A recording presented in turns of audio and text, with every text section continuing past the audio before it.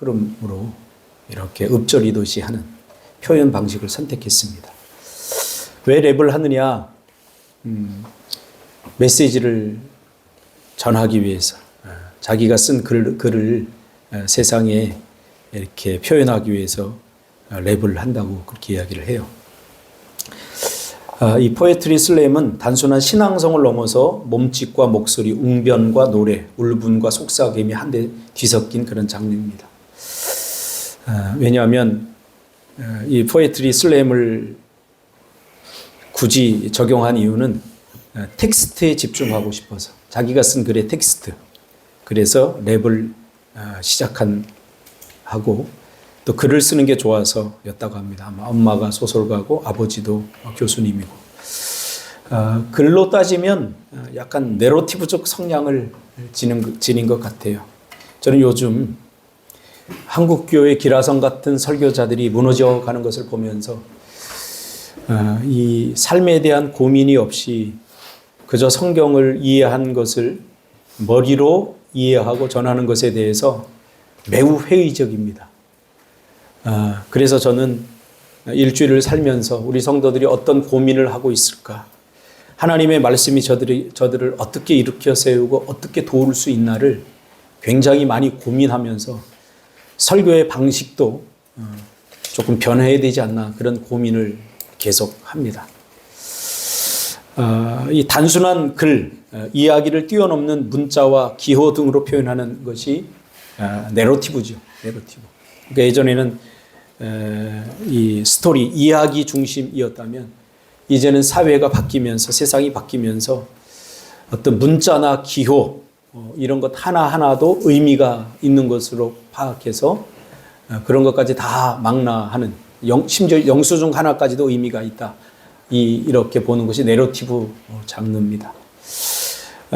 오늘 이 조동림의 매드클라운, 미친 광대, 좀 충격적인 이름인데, 그의 체험과 고민이 지금 이 말의 무게를 지탱하고 있는 것 같습니다.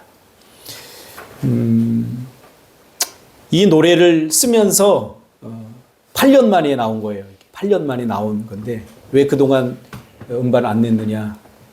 자기의 삶이 밑받침되지 못해서 8년 동안 고민하고 사는 게 뭐고 어떻게 살아야 되는가. 크리스찬이에요, 크리스찬. 그러니까 이 내용이 굉장히, 오늘 저는 이 노래를 들으면서 엘리야, 열왕기상 19장 4절에 나오는 엘리야를 하나님께서 일으키는 그런 메시지로 저는 들었어요. 그렇죠? 죽지 마. 오늘 하루 살아. 이 음성이 또 마태복음 오늘 우리가 읽은 6장의 이 부분과 이렇게 이어지는 것을 제가 발견을 했습니다. 죄송해요. 제가 지금 담이 걸려가지고 숨이 한 번씩 멎어요. 이 가사를 쓰면서, 이 글을 쓰면서 가장 이 친구가, 조동림, 이 친구가 경계했던 게 뭐냐면 척이었다고 합니다. 척. 알지 못하면서 아는 척. 누군가의 그 감정을 이해하는 척, 소비하는 척. 신앙에도 척을 몰아내야 됩니다. 척. 나도 모르는 감정에 대해서 아는 척 할 때가 많지 않습니까? 나 너 이해해. 아닙니다. 신앙은 척이 아니에요. 예수님은 우리에게 단 한 번도 척한 적이 없어요. 이해하는 척. 또 과장이나 왜곡이 교묘하게 섞여 있는 말들과 표정, 말투. 이 조동림은 그 예술가의 사명이 공감을 끌어내는 거다, 이렇게 이야기를 합니다. 그리고 가장 개인적인 이야기를 할 때 사람들이 동시대를 함께 느낀다고 그렇게 생각을 하죠. 저도 마찬가지입니다. 여러분들이 하루를 살아가면서 어떤 고민을 하는가, 전 생각을 해보아요.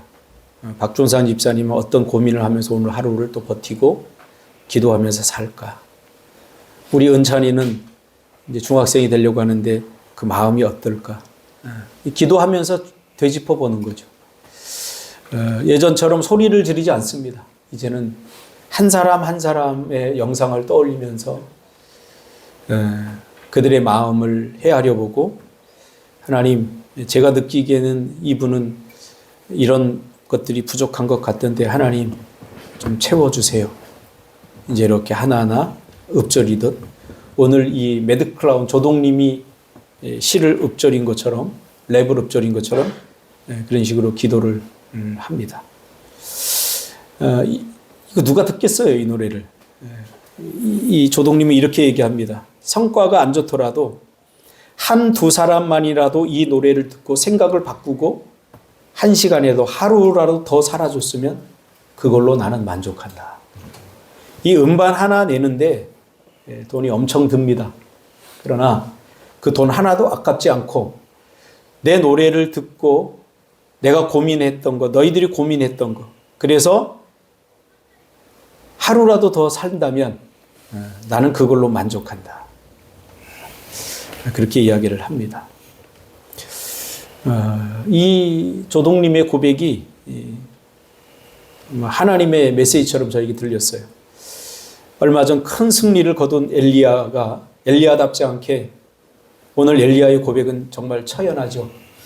도대체 얼마나 감정적으로 심리적으로 절망적인 상태였으면 하나님 생명을 거두어 주십시오. 더 이상 살고 싶지 않습니다. 죽여주십시오. 이렇게 고백을 하겠습니까? 하나님은 이 엘리야에게 비슷한 말씀을 하고 있죠. 그냥 아무 생각 말고 자. 그리고 먹어. 무슨 말입니까? 오늘을 살라는 거죠. 죽지 마. 그 말입니다. 죽지 마. 죽지 마는 시적 언어고 상징적 표현이기 때문에 그 앞에 여러 가지가 형용사나 여러 가지가 들어갈 수 있어요. 기죽지 마. 이렇게 할 수도 있죠. 그렇죠? 단순히 죽지 말라는 이야기가 아니야. 넌 여기서 끝이 아니야. 응? 오늘 조동님이 이야기한 것처럼 한 시간만 더. 건조기에 빨래 넣으면 한 시간이면 다 마르잖아요. 그렇게 사는 거죠. 우리가 뭐 특별한 과장된 어떤 것들에 속아서 허황된, 한때는 한국 기독교가 그래서 너무 과장돼 있었어요. 그리고 아무 생각을 하지 못하게 하고 그렇게 헌신하면 하나님 복을 주실 거야. 그랬어요. 신앙의 길은 고민하면서 가는 길입니다. 신앙의 길은 의심하면서 가는 길입니다. 믿음 다 믿고 싶지요.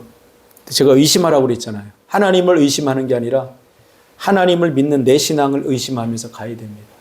굉장히 중요해요. 한국 교회가 이렇게 약화된 것은 자기의 신앙을 의심하지 않았기 때문입니다.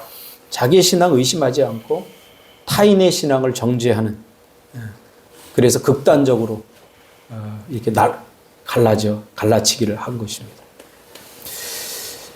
하나님은 오늘 하루는 영원한 삶의 일부라고 합니다. 그러니까 오늘은 영원과 맞닿아 있습니다. 그러니까 오늘이 영원인 거예요. 우리가 살아가야 할 영원한 삶에 압축된 시간이고 하루의 나열이 내 평생입니다. 그러니 하루가 얼마나 중요합니까? 하루를 사는 것이 영혼을 사는 것입니다. 하루에 집중해야 됩니다. 하루를 정신없이 보내면 인생이 정신없어지고 하루를 살아야 됩니다.